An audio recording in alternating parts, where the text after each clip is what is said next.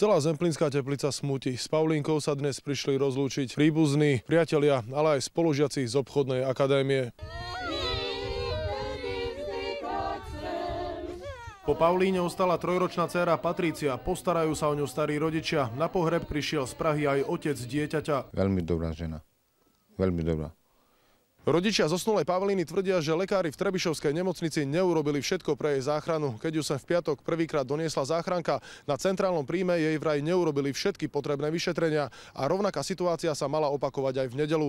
Dievča v pondelok ráno zomrelo. Stále sa nám sťažovala na chrbticu, že z chrbtice do srdca ju picha a celá ľavá ruka potom trpne a bolí. Symptómy sme opísali špecialistovi na urgentnú medicínu, profesorovi Otovi Masárovi. Trpnutie ľavej ruky a bolesti na hrudi sú teda príznaky infarktu myokardu vo všeobecnosti. Odborník tvrdí, že k dievčaťu malo operačné stredisko jednoznačne poslať záchranku s lekárom a to sa nestalo. V spojitosti s daným prípadom sme prijali 3 tiesňové volania v rozmedzi 3 dní a konzultovali sme v ňom veľmi podrobne zdravotný stav tejto pacientky. Podľa lekárskej správy z piatku trebišovskí lekári odporúčili Pavlíne návštevu neurológa. Mala vraj prištiknutý nerv, na ten sa však neumiera. Tá veková hranica infarktu sa posúva smerom nižšie a nižšie. Profesor Masár nechápe, prečo dievča nehospitalizovali. Najlepšie v špecializovanom zariadení v Košiciach. Smrť mladej ženy tak bola zrejme úplne zbytočná. A hlavne by nemala zomrieť s tým, že sa nedočka pomoci. Rodina zosnulej je nespokojná s prístupom lekárov. Ich známy viezol Pavlínu v nedeľu na pohotovosť. Prevoz ambulanciou totiž odmietla. Opäť sa však dostala na centrálny príjem do Trebišovskej nemocnice. Prišla vonka sestrička a povedala, že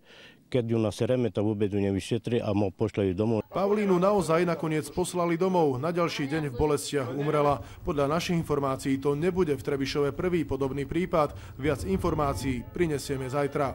Dušan Tokarčík, televízia Markíza.